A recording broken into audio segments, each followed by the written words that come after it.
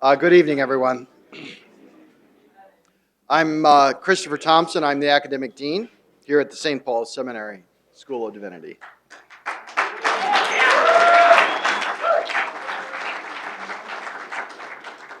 The Ireland Library Lecture Series is one of the essential features of our intellectual pillar of formation of our community, and it's an occasion to come together as friends and colleagues to ponder the mysteries of the faith, the facets of our heritage, and the wisdom of our intellectual tradition. Spending an evening joined in the common endeavor of seeking mutual understanding does not come easily in our culture these days, and in our school community in particular sometimes. There are any number of compelling alternatives for our time and attention. And so to make something like an evening lecture successful requires a certain sacrifice of time and commitment and resources. And I want to thank Monsignor Callahan for supporting this and for all of you for taking the time out this evening for this lecture. Perhaps more, though, than any one particular occasion, hosting a series of lectures that regularly features the work of local and international talent, I think it sends the signal that we want to build a community who takes the vocation of the Catholic intellectual life seriously. I think the message of this evening and all of our Ireland lectures is simply that we aspire to be something greater than the sum total of our present prejudices. Hosting lectures is an exercise in fidelity to our vocation as theological faculty in earnest pursuit of the truth. And to the faculty and to the students and the church at large, I'm proud to say that as a school, we've kept our promise to be a servant of theological formation. Tonight is an especially fine occasion. Not only does it fulfill our commitment to serving the community of scholars, but it does so in an especially edifying manner. And I'm especially delighted to announce this evening that our evening speaker has been appointed to the faculty of the St. Paul Seminary School of Divinity and will be our priest scholar in residence for the 2016-17 academic year.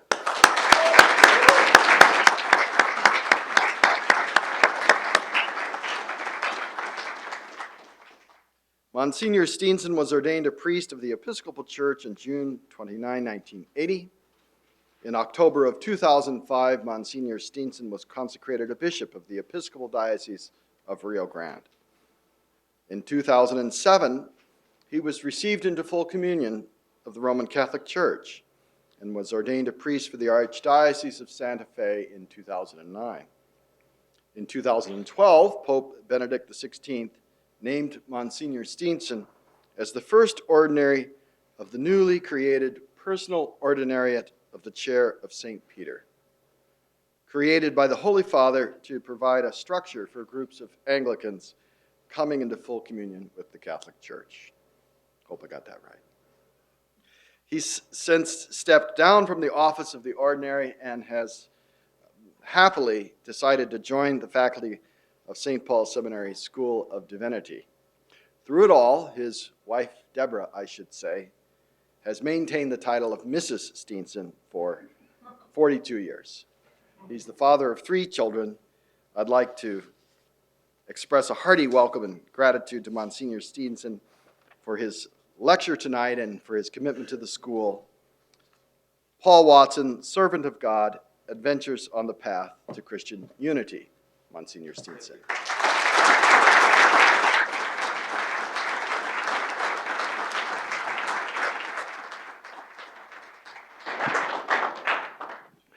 Thank you, Dr. Thompson. I've always wanted to address you by your proper title, the Magnificent Rector.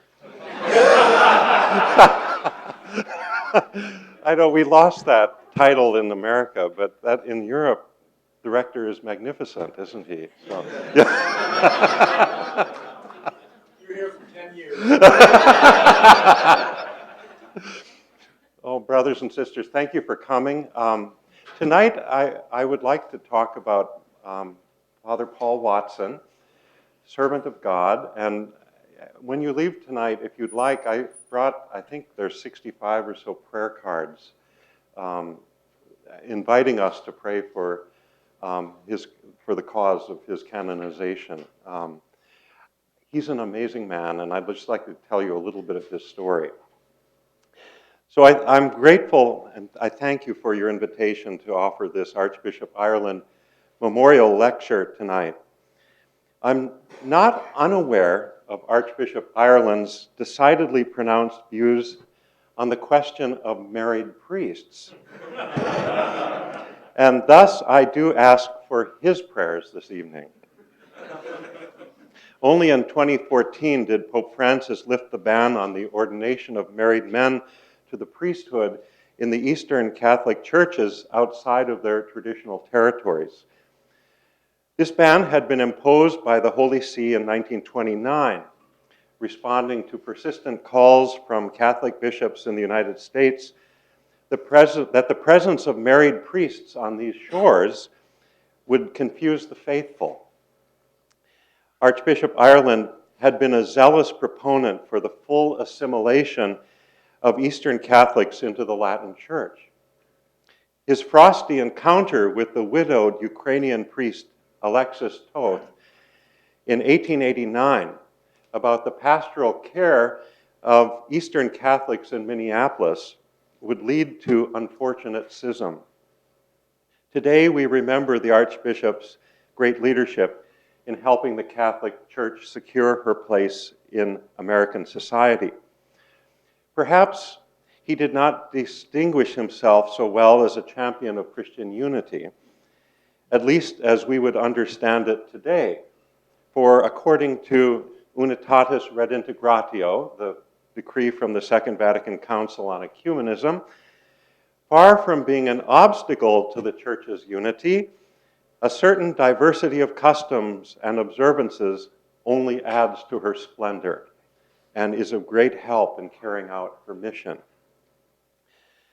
But I think it is worth noting tonight that the Archbishop was a faithful subscriber to The Lamp, a magazine which pioneered the principles of modern ecumenism. The Lamp was edited by Father Paul Wattson, the founder of the Franciscan Friars of the Atonement, now a servant of God, whose cause for canonization was supported by the USCCB on November 11, 2014. Recently, I was at the Mother House in Graymore, New York, a truly spectacular setting overlooking the Hudson River. And I was fascinated to find in the archives of the Franciscan Friars of the Atonement a correspondence between Archbishop Ireland and Father Wattson.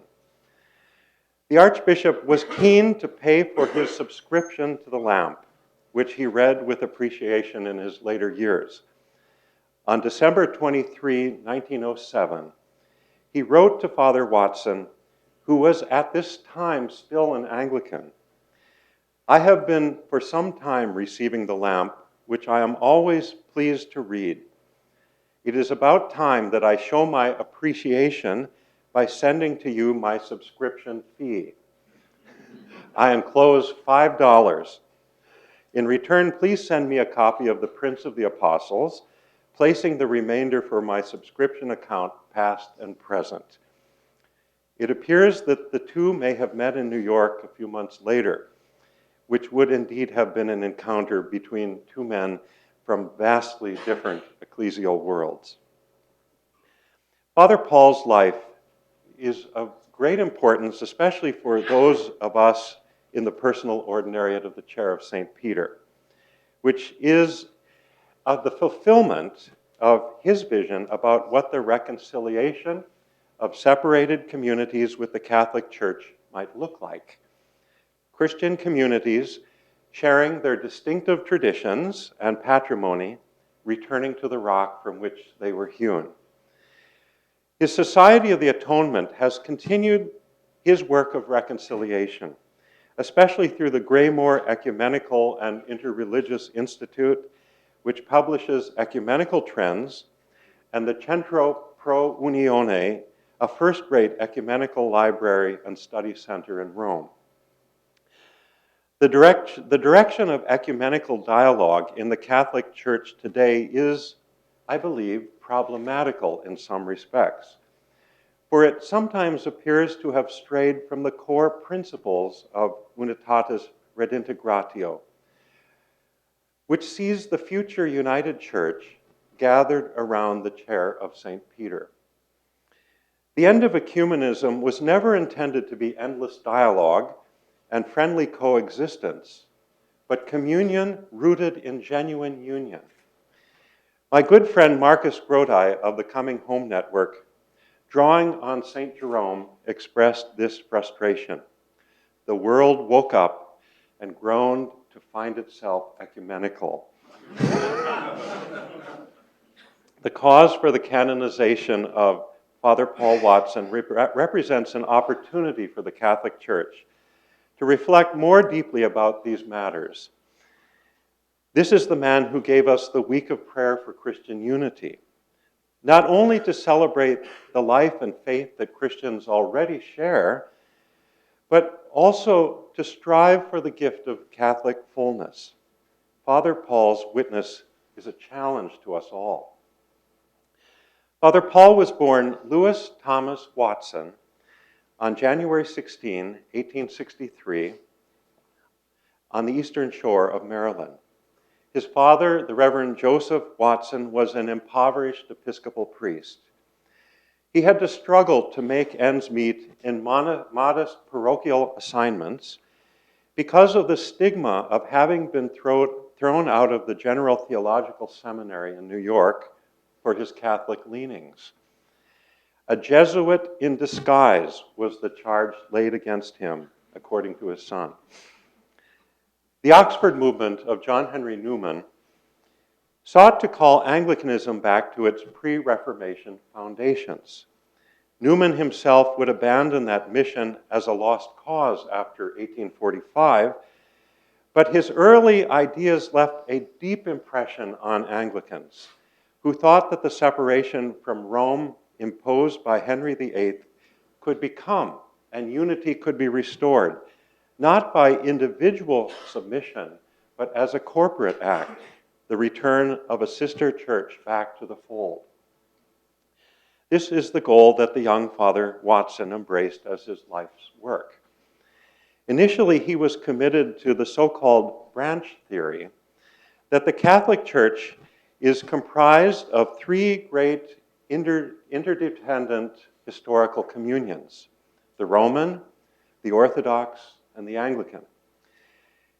He served as the rector of St. John's Episcopal Church in Kingston, New York from 1885 to 1895, challenging his low church parishioners with incense and Marian devotions.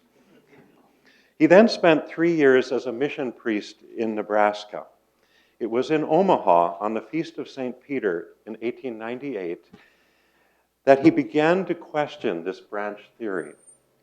He had missed his train, and he went to pray in a Catholic church near the station.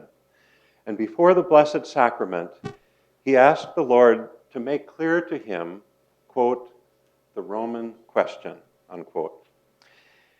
For the next 11 years of his life, Father Paul Wattson thought he had the answer. He returned to the Hudson Valley, and together with an Anglican nun, Sister Lorana White, the two established the Society of the Atonement, a religious community for both men and women in the Episcopal Church under the patronage of St. Francis of Assisi. They were deeply committed to St. Francis's example and teaching, particularly in his embrace of Lady Poverty. Father Wattson took as his religious name Paul James Francis. He found the Society's name in Romans 5:11, in the Authorized Version or the King James Version, through our Lord Jesus Christ, by whom we have now received the atonement. He was reflecting on the etymology of that word, at one meant. In his deep Marian devotion, he gave Our Lady the title, Our Lady of the Atonement.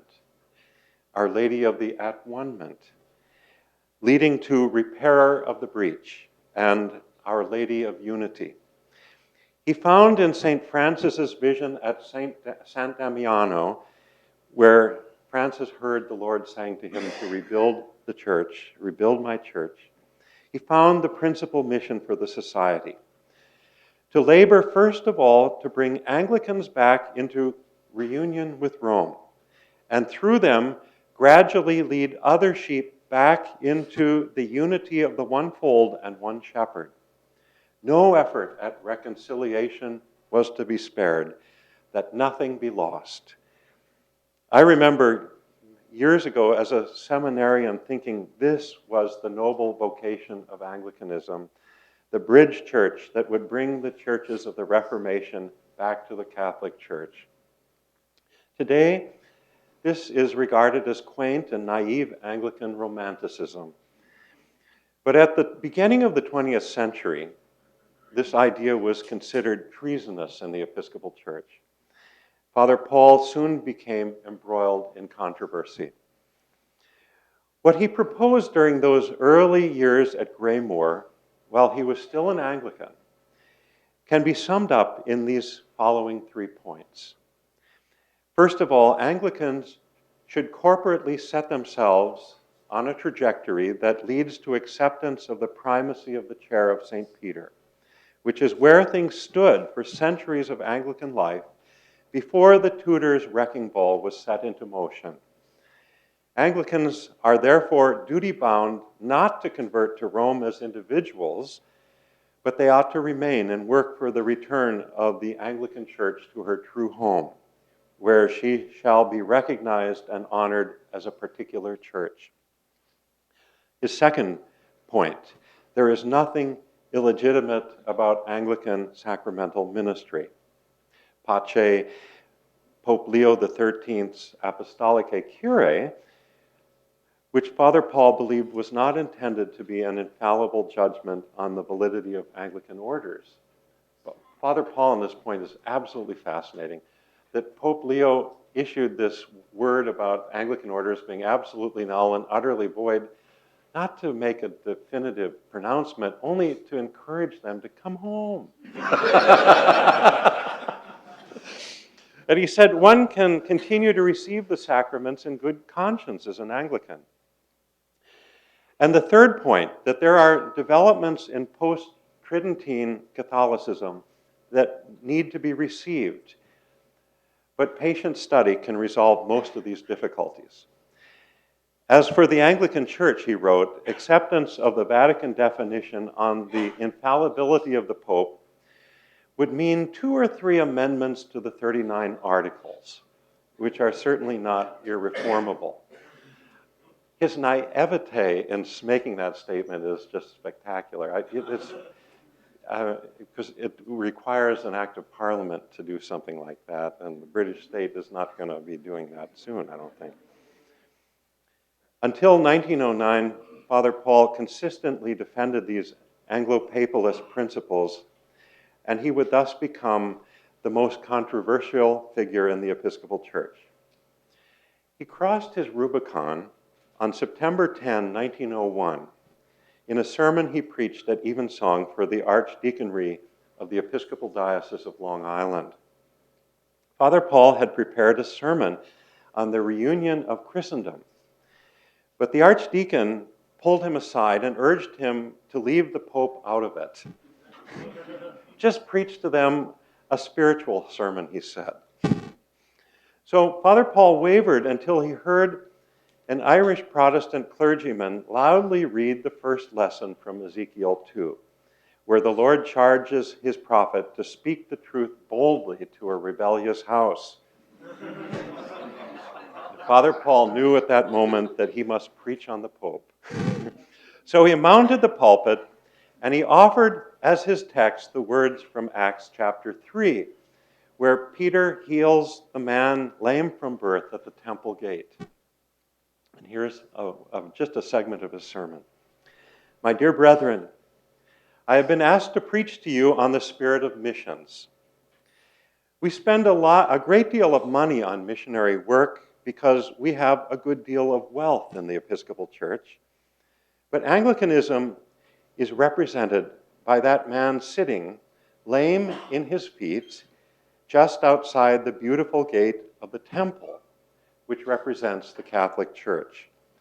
That form of religion, which we call Anglicanism, is the product of the incestuous union of the Church of England with Henry VIII, the usurper, as its supreme head, which has produced a lame Christianity, always asking alms but comparatively helpless. There is only one voice in Christendom that can take away this lameness and put into the Anglican Church the power that would make her a great missionary presence in the world. Of course, he was talking about receiving Peter. Father Paul was not permitted to finish the sermon. The archdeacon stood to interrupt him, and he called for the offering to be taken. In the words of the Book of Common Prayer, the celebrant or the minister will use these words to tell the ushers to begin to collect the offering. Let your light so shine before men that they may see your good works and glorify your Father which is in heaven. That was the end of the sermon. From that day, Father Paul's enemies sought to bring canonical charges against him for being disloyal to the doctrine and discipline of the Episcopal Church. And his own bishop, Leighton Coleman of Delaware, threatened as much. Father Paul never faced ecclesiastical trial. He told his bishop that prosecuting the case would be awkward because it would mean a new kind of heresy trial in which the accused would be charged not for denying the faith, but only for believing more than the Anglican formularies required. So the bishop took his advice and didn't proceed. But he was shunned, and his public ministry as an Episcopal priest was effectively ended. He retired to Graymore, and inspired by those words the archdeacon had chosen to interrupt his sermon that night on Long Island, he established the magazine The Lamp, and so continued his sermon on corporate reunion through his writings. In the first issue in 1903, he wrote, "We believe all that the Catholic Episcopate in communion with the Apostolic See of Rome believes. But we also believe in Anglican orders and the perpetuity of the Anglican Church." What seems so remarkable now is how courageously Father Paul and his few companions pressed forward for the next 8 years on the lonely path to Catholic unity as an Episcopalian entity, even as the attacks in church publications mounted against them. Father Paul struggled with the question, were I to submit to Rome as an individual, would that not be to deny the sacraments that I have celebrated as an Episcopal priest? Would that not be to deny the Holy Spirit?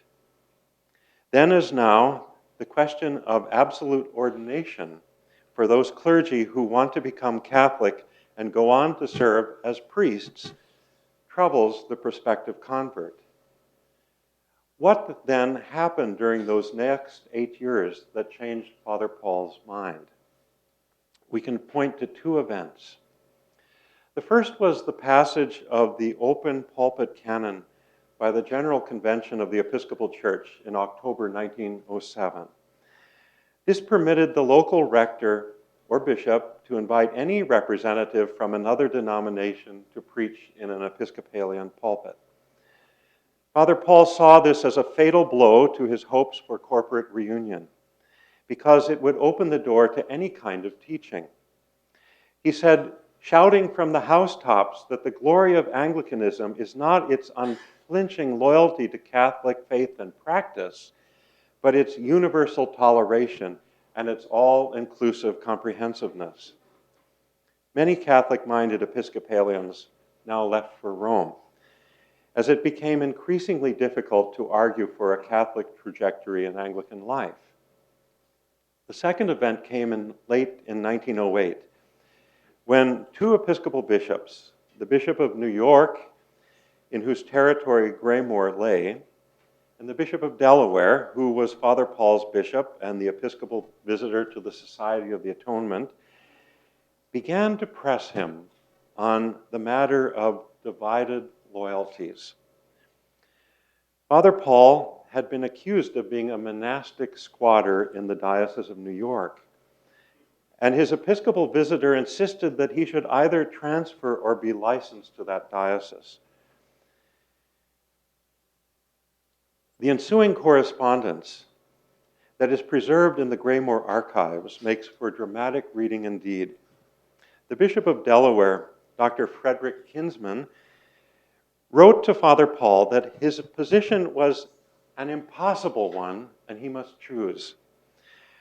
Your position would seem to resolve itself into the single proposition that you accept the whole teachings of the Roman Church, save for the single detail of the repudiation of Anglican orders.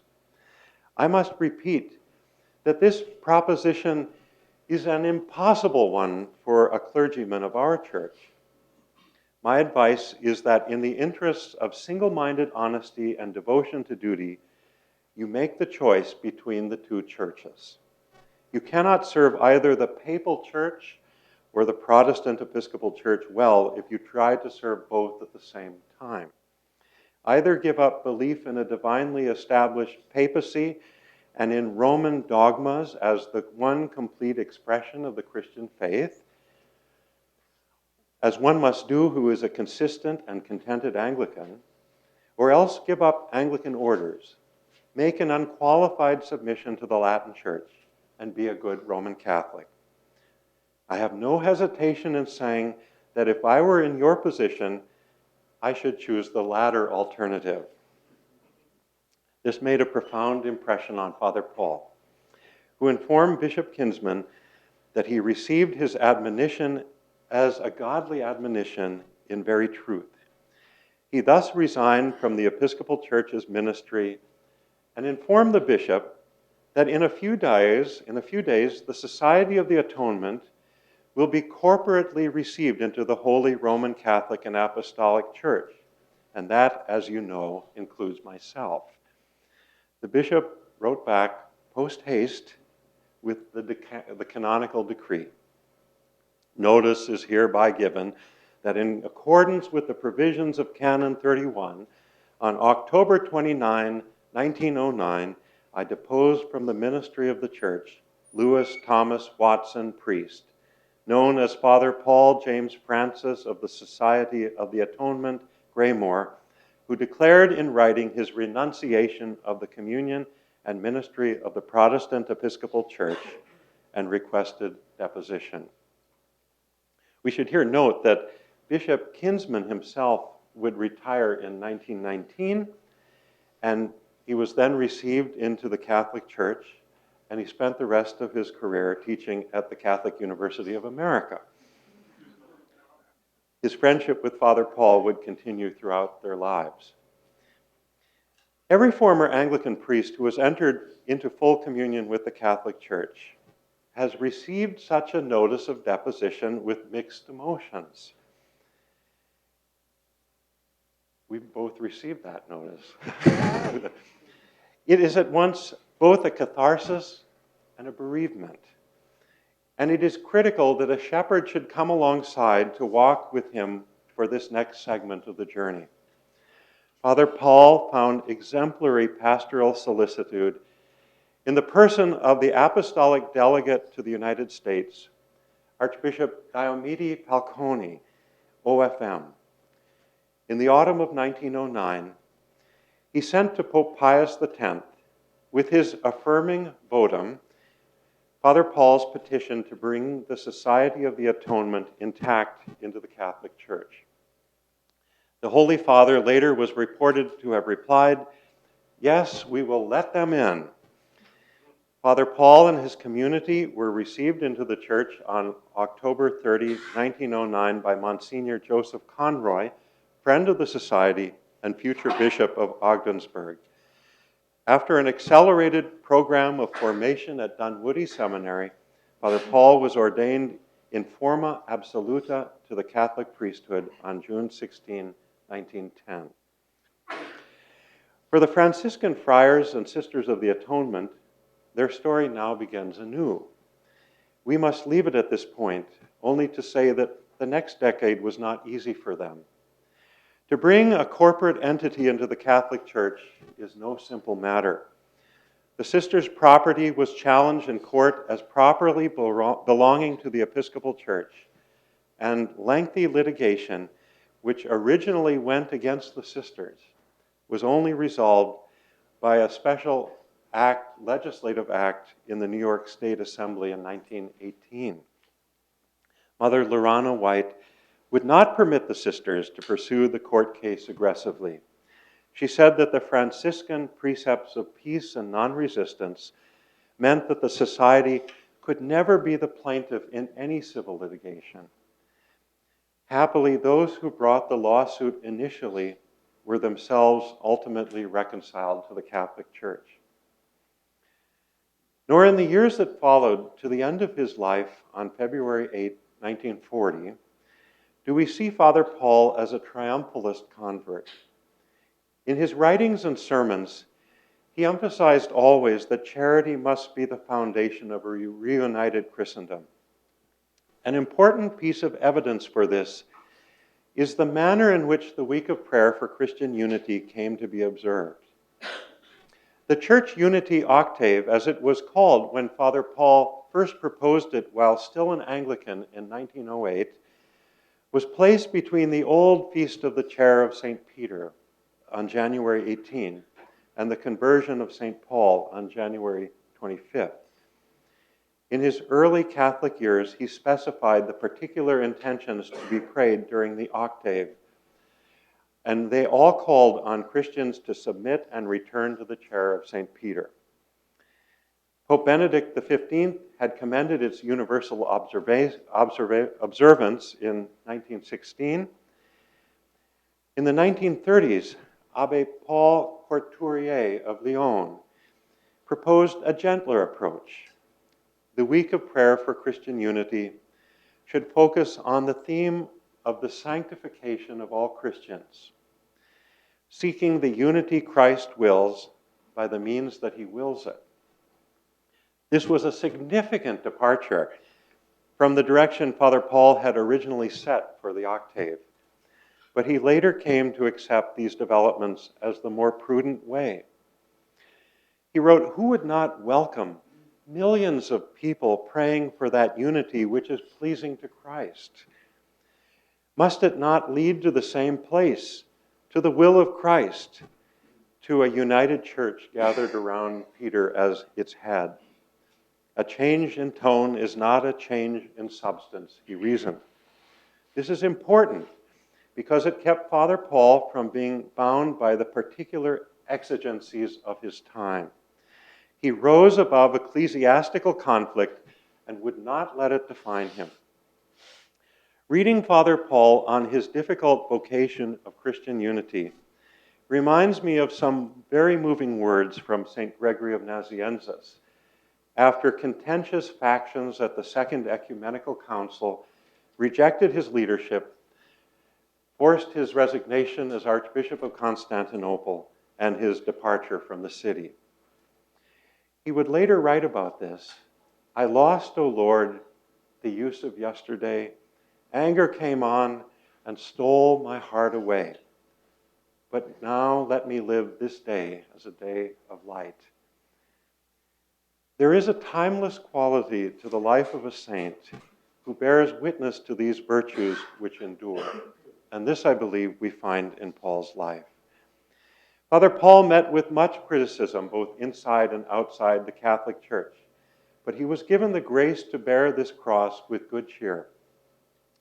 The hate mail from Anglicans in the Graymore archives is perhaps more readily understood, for as Newman pointed out, there is a certain ecclesial insecurity to be found within the soul of Anglicanism.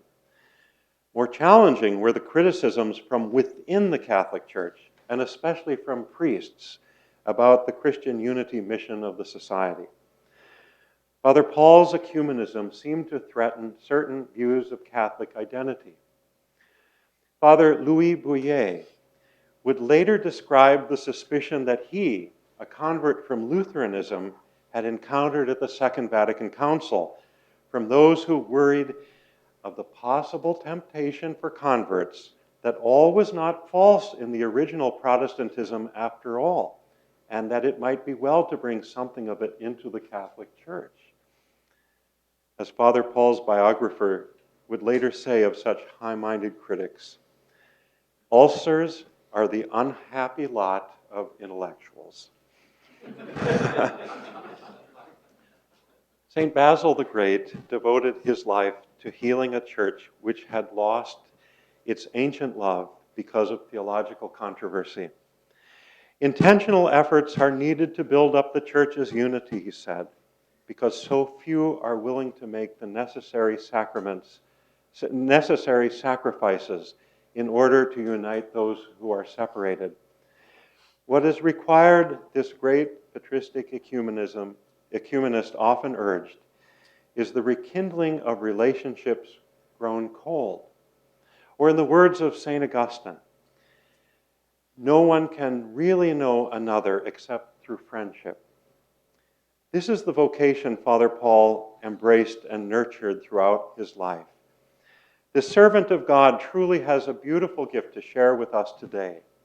His life is an enduring witness to the truth that Catholic unity is indeed a pearl of great price. His witness is even more important now, seeing as though the ecumenical movement has entered into a long winter season. What a different place we find ourselves in from 50 years ago, when the promise of corporate reunion seemed just over the horizon.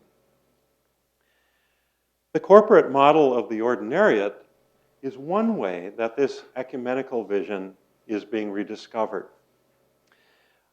On February 12, 2015, in Westminster Cathedral, London, Monsignor Mark Langham, the Catholic chaplain at Cambridge University, who had worked for many years in the Pontifical Council for Promoting Christian Unity in Rome, gave a significant lecture to the Ordinariate clergy. He said, "The Ordinariate is not some sheep pen in which you are given leave to mill about in a curious way. It is a catechizing tool. It is an example in ecumenical methodology. You can make a most significant contribution to modern ecumenical dialogue. You not only model realized unity, you model how to get there." But there are also those individuals who have followed their conscience into full communion with the Catholic Church.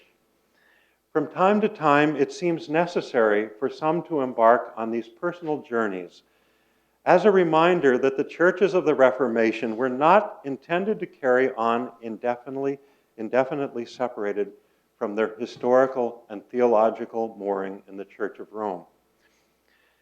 Dear friends in Christ, there are people in our parishes who have sacrificed much in order to make this journey of faith. Not all of them have been dragged there by their Catholic spouses. I'm almost quoting here St. Cyril of Jerusalem in his Pro-Catechesis, when in the middle of the 4th century, he was addressing that incoming class of catechumens and said to them, if your girlfriend brought you here, just let yourself be caught. The Lord has got something wonderful in store for you. But my point is, some of these men and women have come because their conscience have led them there, and they have made great sacrifices to get there.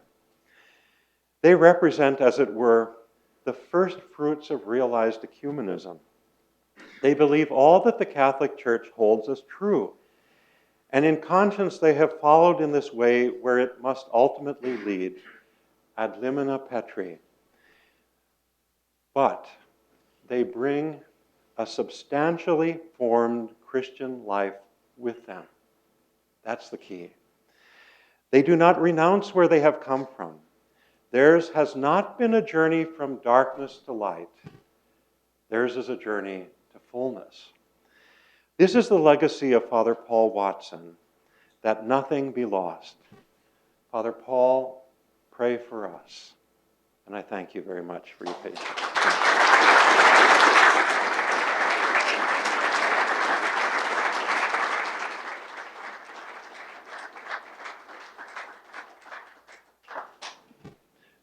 Okay. You'll blow the whistle, right? At the right time? Okay. Okay. Happy to take any questions or comments. Yes. Yeah. Monsignor, thank you very much. I'm struck by the very last comments, particularly with the idea that someone who comes into full communion with the Catholic Church brings their past, their traditions, their identity in many ways. And it isn't not a journey from darkness to light. How would you see, in efforts to evangelize, that same message being brought to those who maybe don't share as close of an affinity to the Roman Catholic Church as do Anglicans? I mean, whether it be, I don't know, evangelicals or whoever, that there's more of a disparity between that former identity and the new identity, how that might look. It's a challenge, but I think in my experience, particularly in Texas, living in a Baptist world in some respects, for instance, the theology faculty at Baylor University are some of the finest. They write wonderful works on the Church Fathers. The Fathers of the Church are a wonderful meeting ground for Protestants and Catholics. That would be one example, I think.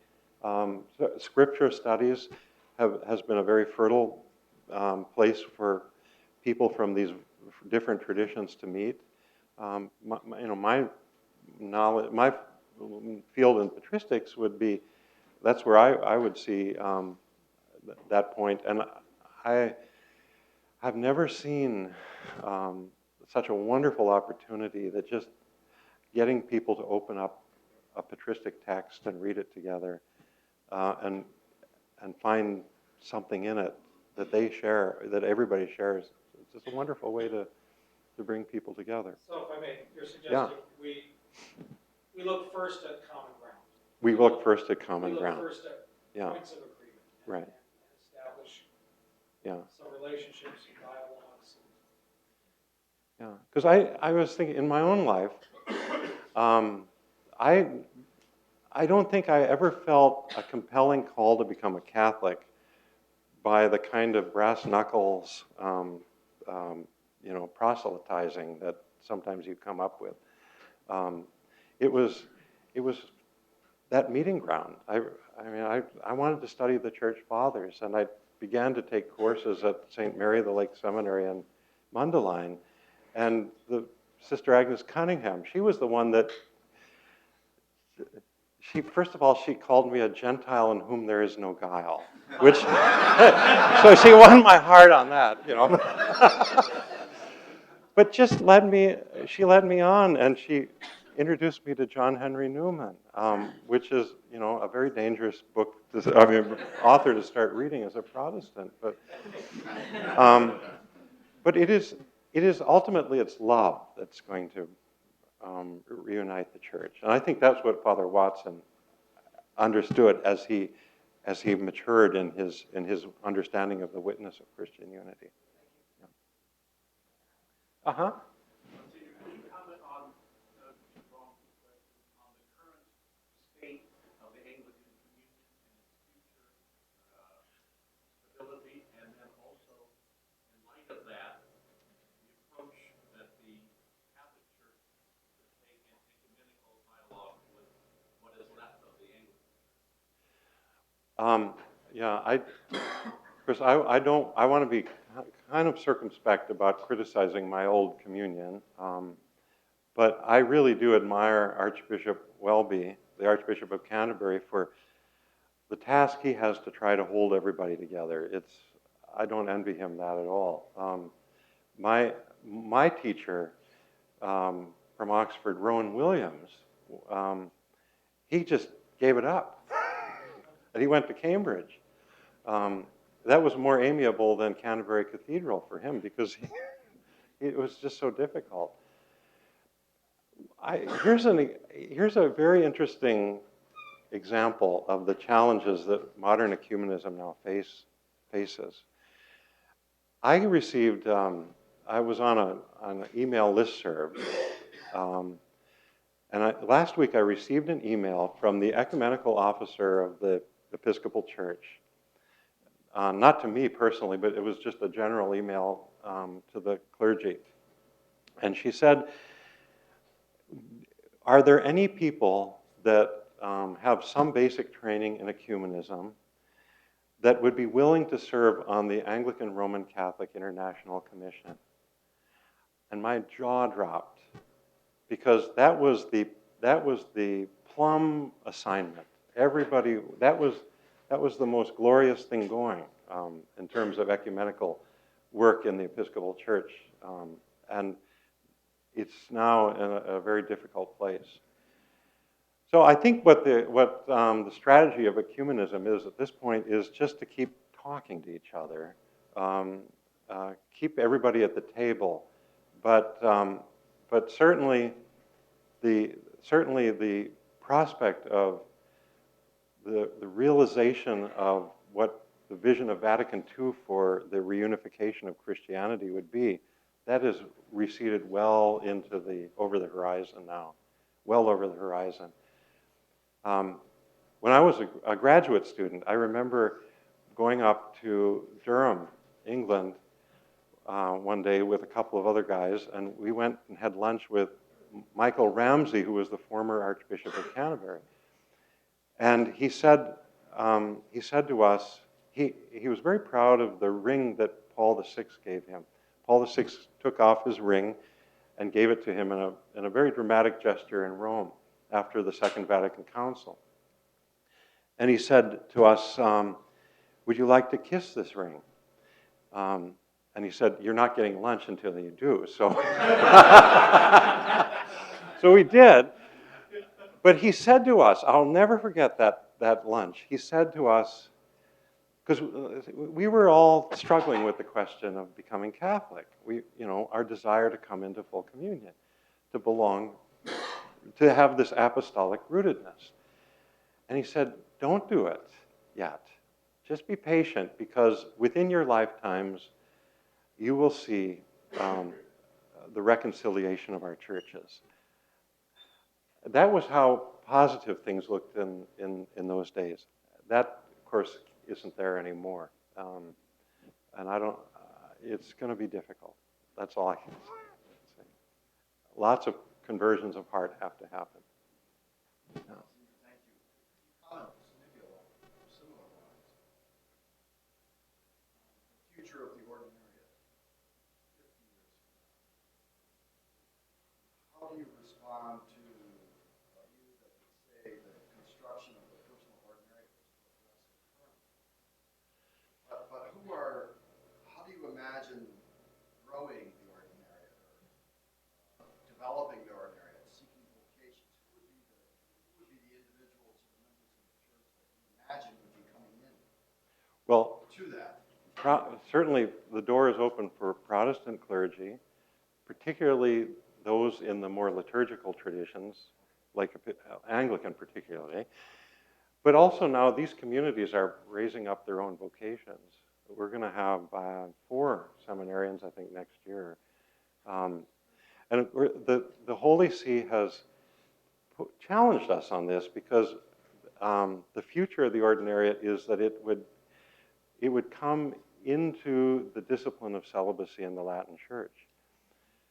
So, and I think I would say that, Vaughn, you can correct me on this if you'd like. I would say we are somewhat skeptical about how that's going to work out. because we don't have a healthy tradition of clergy celibacy in Anglicanism. But on the other hand, it's more important for us to be Catholic. And so if that is the cost of becoming Catholic, we wholeheartedly embrace that. And so I worked very hard last year to get the Holy See to approve a bishop for the ordinariate. And that's probably the principal reason why I'm here tonight, is because I'm not down in Houston. We had 72 priests and no bishop to relate to. So it just, and how is it that I, as a married man, can lead this witness to accepting the discipline of celibacy? It needed a bishop. Now, the one other thing, Dr. Thompson, I'd like to say, though, is the Congregation for the Doctrine of the Faith, which supervises the work of the ordinariate, has been absolutely crystal clear on this point. It does not want the ordinariate to be absorbed into the ordinary life of the Latin Church.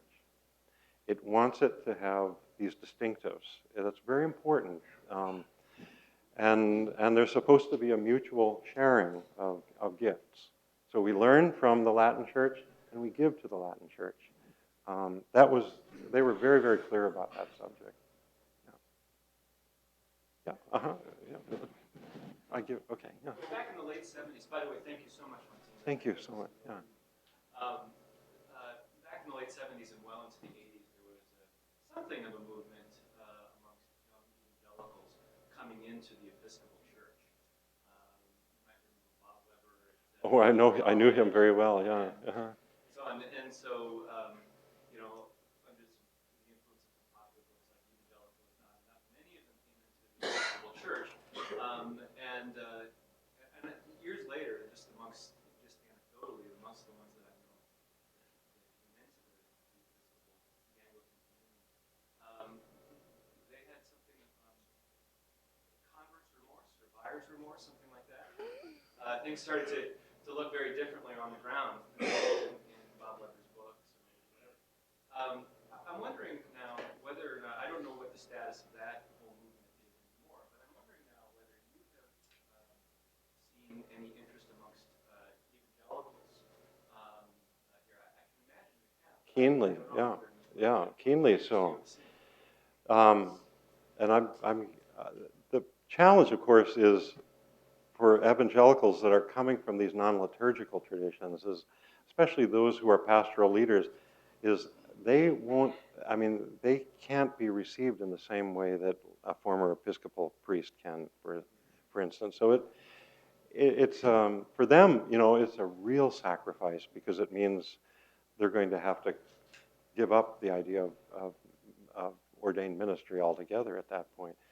But it's very lively, that interest.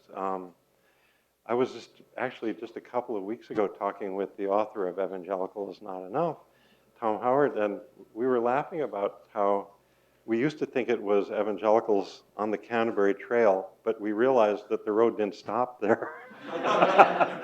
It just on the way to Rome ultimately. But it's a very lively interest that evangelical Christians have in this. I mean, there's a lot, of course, of catechesis that would need to be done, but Now, from our side of the fence, as it were, yeah. not a few Roman Catholic seminarians find liturgy in a high Anglican style attractive, especially the these and the thous and certain styles of vestments and it made me feel a little bit of remorse, if not resentment, that we are not ordinarily permitted to celebrate the Eucharist using the Divine Worship Missal. Never mind that it's out for $400, not that I'm checking. Oh, it's 400 pounds. It is in print. Yeah. This is a very interesting question, because we are getting requests from Catholic priests all over wanting to use it. And the bishops, of course, are quite nervous about that. And the rule that the Congregation for the Doctrine of the Faith has established for it is that that missal is for communities, ordinariate communities, though they made it possible for any Latin priest to pray that Mass in a private way. It's an interest. I mean, maybe I'm talking too much here, but I'll tell you a little. There was an interesting exchange that I had with the Archbishop of San Francisco, who was on the liturgical commission that took us to the Divine Missal. And Archbishop Cordileone was particularly influential in establishing the rubrics for the exchange of the peace in our liturgy. That was a big change for us, because we were in the Eastern position in the Anglican tradition. The peace came at the offertory. So it was moved into its position in the Roman Rite, but with basically the rubrics of the extraordinary form attached to it. So the assumption is you're praying this prayer ad orientem, and the priest puts his hands on the altar and kisses the altar as he begins the peace, and then turns and passes the peace to the people at that point. And I said to Archbishop Cordileone, this is not something that we, coming out of the Anglican tradition, know anything about. And he said, well, some of this is to help influence the direction of the liturgy of the Roman Rite. No. because we're such little people, we're just going to stay out of this debate. But it's a very interesting debate going on, yeah. And I would say that personally, I'm happy with the third edition of the Roman Missal. I can pray it with great joy and contentment. I pray the Liturgy of the Hours because the Office of Readings gives me those patristic texts. So I have no real desire to have go back to using Book of Common Prayer type divine office. But that all being said, the translations of those ancient texts that are in the Divine Missal are in many ways superior to the translations in the third edition of the Roman Missal. And that's, to me, it's a very striking thing. And priests are starting to notice that. Seminarians are noticing that. And we'll just have to learn to live with those tensions. But then, liturgy never stops changing. So I think there are new texts on their way. Did I answer that? Well, it wasn't a question. Yeah. Offer some comments. Okay. Monsignor, thank you for Yeah. wonderful evening. Okay. Thank you very much.